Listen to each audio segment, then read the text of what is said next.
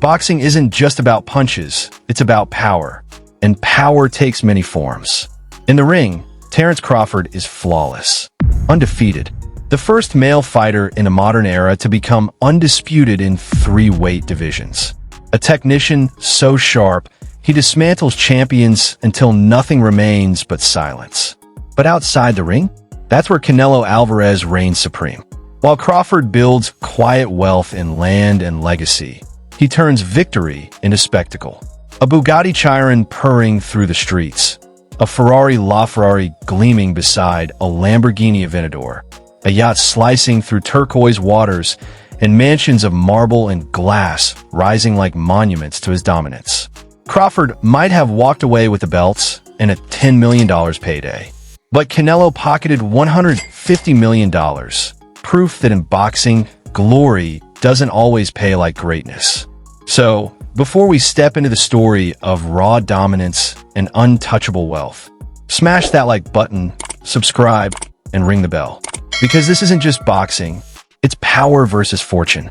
Canelo's story begins in Guadalajara, Mexico, a boy with fiery hair selling popsicles on the street to help his family survive. Few could have imagined that same boy would one day command billion-dollar audiences, soaring across oceans in private jets, anchoring yachts on foreign shores, and building an empire that stretches far beyond the ropes. Today, his fortune is estimated around $300 million, with whispers closer to $400 million when you count real estate, businesses, and endorsements. In 2018, he signed an 11-fight, $365 million deal with DAZN, one of the richest contracts in sports history. And when Canelo fights, the numbers border on surreal. $30 to $40 million for each Gennady Golovkin bout, $40 million against Caleb Plant, and more than $50 million for Jermall Charlo. Add global sponsorships from Hennessy, Under Armour, and Tecate, plus ventures like his Canelo Energy gas station chain and expanding business portfolio, and he isn't just a fighter. He's the face of modern boxing, the sports billionaire in the making. Crawford's path couldn't look more different. From Omaha, Nebraska, a city with no boxing royalty, came a quiet, relentless boy with fists sharper than his words. He wasn't raised around wealth, and no one expected him to be global royalty. But inside him burned calculation, discipline, and a refusal to bend. He never chased the flash. He built instead land, houses, and most importantly, a reputation carved in pure, unshakable dominance. In 2023, he became the first male fighter ever to be undisputed in 3 divisions, sealing his place in history. On paper, his net worth is reported about $30 million. But those numbers don't capture the whole picture. His career-defining victory over Errol Spence Jr. in July 2023 earned him $21 to $25 million in one night, nearly doubling his career earnings instantly. Unlike Canelo, Crawford doesn't tie himself to long contracts. He negotiates fight by fight, working with Top Rank, PBC, and BLK Prime to keep a larger slice of the pie. He may not flaunt Bugattis or yachts, but his real estate portfolio proves he's building something designed to outlast the cameras.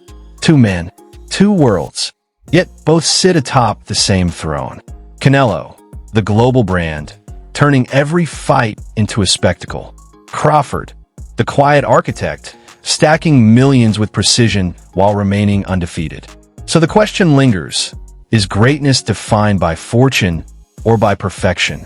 Because if Canelo Álvarez represents the business of boxing, Terence Crawford might just represent its soul. And as the numbers rise, the legends deepen, and the spotlight sharpens, one truth remains: this is more than a comparison. It's a clash of philosophies. When the question lingers, who truly stands taller? The answer doesn't just live in the ring. It lives in the lives they've built outside it. Because greatness doesn't end with the final bell. It echoes in the engines they rev, the keys they turn, the doors they unlock at night. And here, the contrast between Canelo and Crawford becomes a story of empires. One loud, one quiet.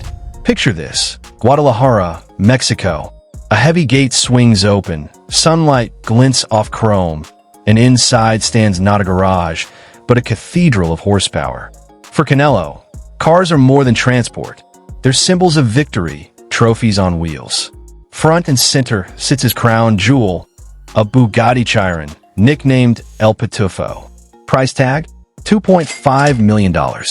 16 cylinders roaring like thunder, 4 turbochargers igniting a machine that rockets from 0 to 100 in less than 3 heartbeats. But Canelo's garage isn't just about speed, it's about identity. Each car tells a story.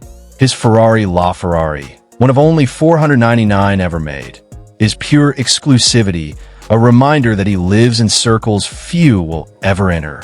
The Ferrari 488 Pista, precision and aggression wrapped in red steel, a racer's dream.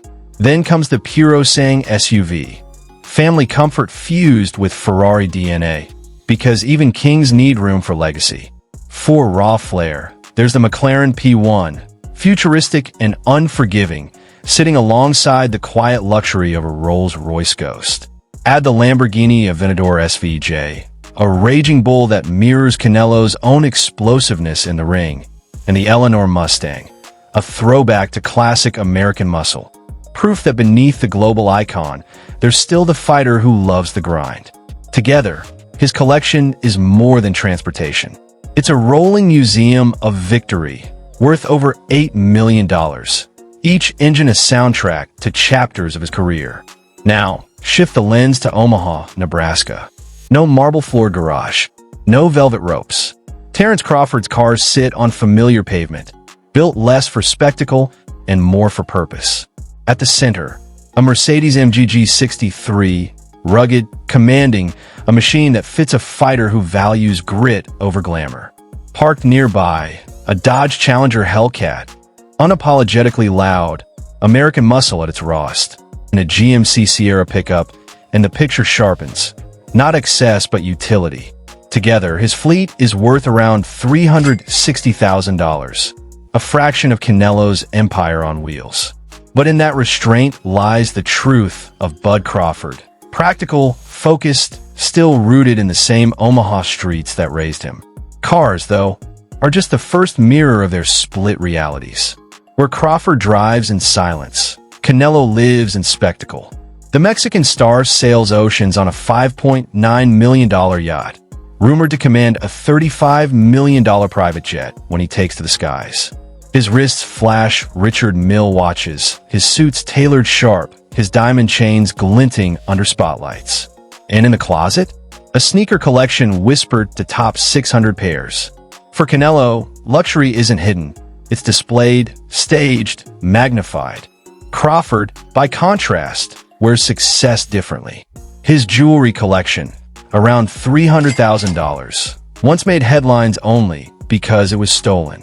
His wardrobe, comfortable, functional, rarely designer loud. Instead of yachts or jets, he channels millions into land and property.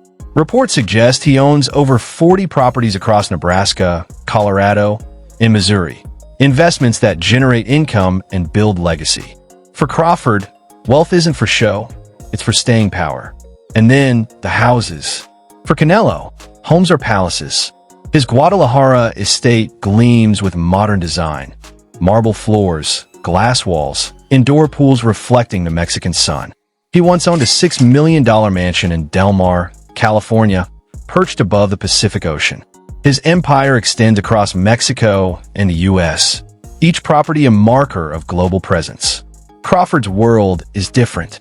His mansion in Omaha cost $1.2 million. Not small, but modest compared to Canelo's castles. Yet his real empire is quieter, hidden in property deeds that stretch across the Midwest. Not ocean views or champagne terraces, but land, tangible, lasting, unglamorous. One man builds castles that roar. The other builds foundations that last. Together, their lives pose a question as sharp as their records. Which is the greater crown? The one polished in gold and paraded before the world, or the one forged in silence, built to endure long after the cameras fade? Drop your thoughts in the comments below. I'd love to hear which empire you believe stands taller. And this is where the story folds back to the ring. Because every car, every house, every chain or deed traces back to the squared circle. It is there, beneath the lights, that these fortunes were carved. Canelo, the warrior who fought giants, chased divisions, and learned resilience the hard way, even in defeat. Crawford, the technician who dismantled everyone before him, undefeated, untouchable, history's first three-division undisputed champion. Imagine a boy in Guadalajara, hair the color of fire, fists like answers. In another corner of the world, in Omaha, a boy walking streets where survival meant watching your back. Both should have been forgotten by poverty, yet both became kings. For Canelo, the ring was crucible and classroom. At 23, he faced Floyd Mayweather Jr., boxing's pound-for-pound genius. The loss could have broken him. Instead, it became blueprint.